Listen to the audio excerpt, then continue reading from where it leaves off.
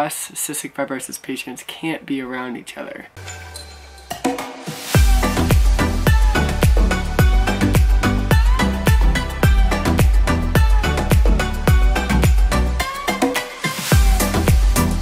Good morning. Today started off a little off.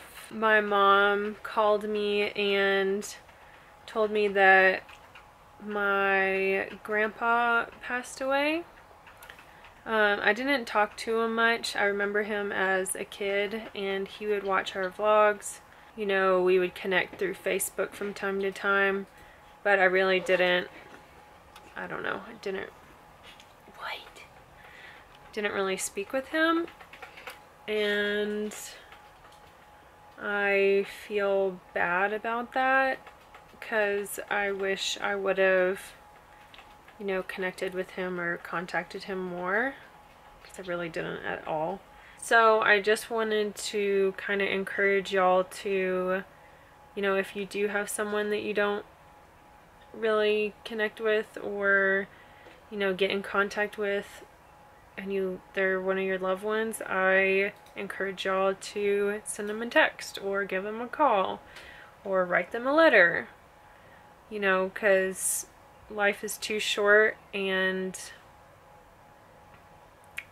you gotta tell people you love them.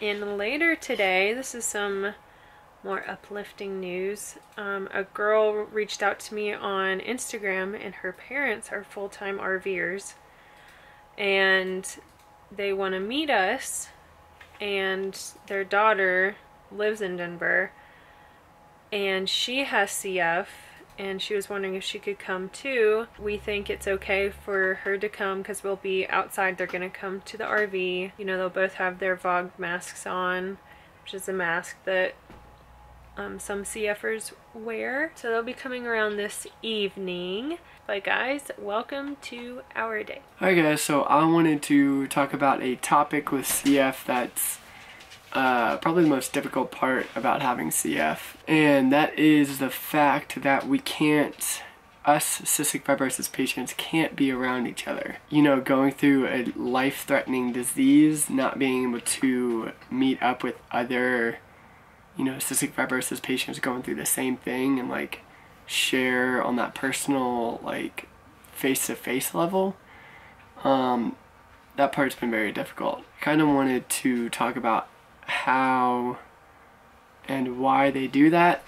When I was a kid, they didn't know there was chances of each other getting sick. So when I was a kid, I was in the hospital room. I would share hospital rooms with other cystic fibrosis patients. Like, you know, it's just me on one side and a curtain, and then another CF patient with the same bathroom. And I would go into the playroom with a whole bunch of other CFers, and there was never that worry that I was going to get sick from another CFer. I remember the first time they isolated me and they started wearing all those the gowns, the disposable gowns with gloves and a face mask.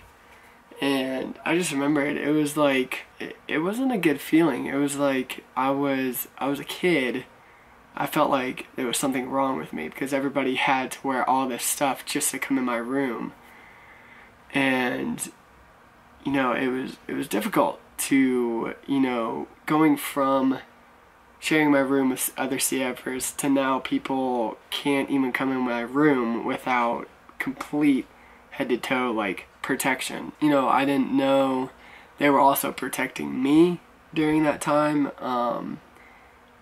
They weren't just protecting other people, it was to protect me so they didn't get me sick. At the time, I just thought, like, wow, there must be something wrong with me if people are wearing all this stuff coming into my room now. So yeah, it's been in the last 2 decades that they've realized that there's potentials for other CFers to get each other sick.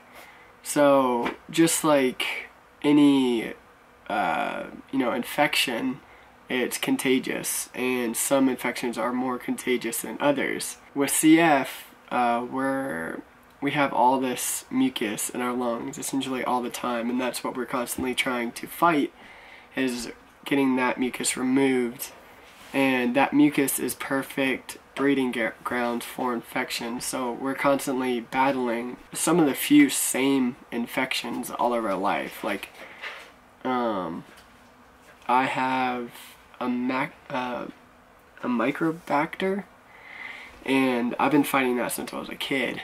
So, you know, it's just a constant battle to reduce those infections. So that is why CFers can't get near each other, is because they can get my infection and I can get theirs just like any other infection.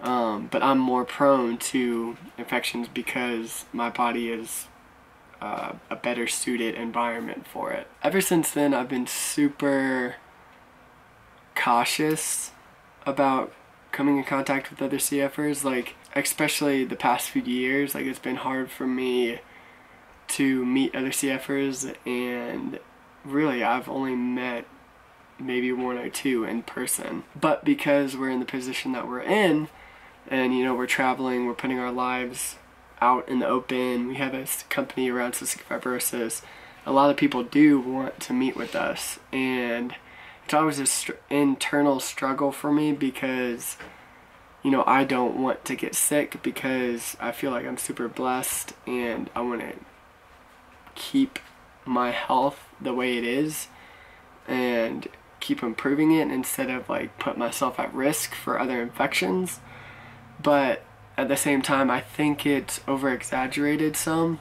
I think they've kind of tried to scare us straight, you know, depending on the hospital that you go to growing up. But, you know, I think they're a little overboard at times, and I have to constantly tell myself that, you know, a lot of doctors will say it's only if the mucus out of their mouth like goes into yours that you can get their infection. That's not to say they can't cough and then, you know, something happens, they hit my lip, and then, well, then what? So I think there's a line where you can be cautious, but you don't have to be over cautious and not meet up with any of them at all ever in your life because you're just too worried about it. Like I said, it's really nice meeting. I've talked to a lot of CFers, more than I ever have the past 2 years of my life, and it's nice just talking to someone that knows exactly what you're going through. You know, it's really important to get yourself involved with the community and find that friend that you can talk to and relate to as CF, because it helps tremendously. Yeah, so I'm just teaching myself not to be overcautious, and you know, I think the line for me is 6 to 10 feet away. No, 6 feet. Yeah, 6 feet. At 6 feet away, and both of us have masks on, and being outside. So yeah, we are gonna meet Emily today. Her and her parents are coming over to talk. They are not here yet, and the sun's going down. I think they're running a little bit late, and so I'm gonna try to make a fire.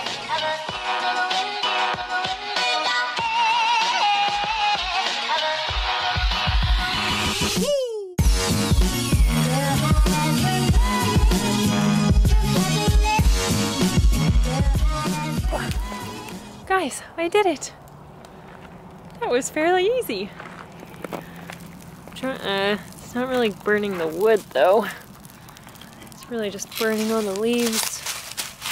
But we're getting there. I'm Rhonda. Hi, nice to meet you. Nice to meet you. It's my husband Bernie. Hi! Oh, nice to see you. Give me a hug. Oh, sorry. Oh, sorry. It's Emily, right? Hi! Yeah, absolutely. How was it? How was meeting a CFer, babe? It's good. It wasn't bad. She was very respective of our space. Of the CF bubble. That's what we're gonna call it. The CF bubble. Yes. She was very aware of the CF bubble. Yeah. And yeah, I still find it awkward for me. It's because just I'm an awkward person. Yeah, but you played off well.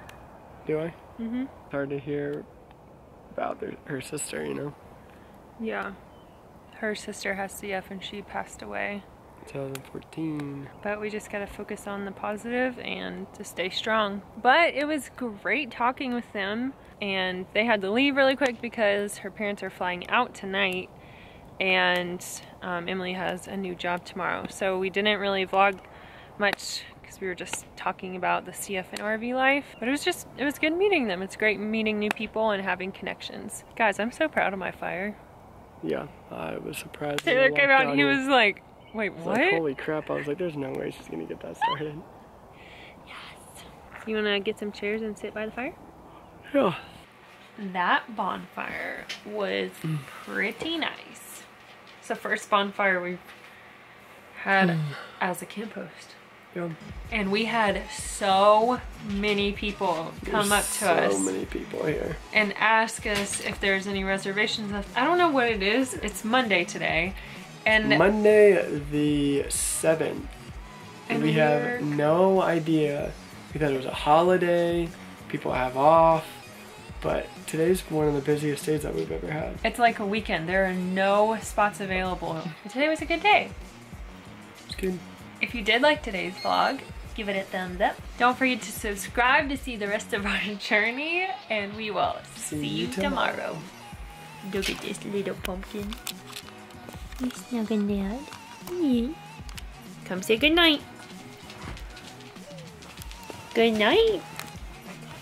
Good night. You little licker. Little licker.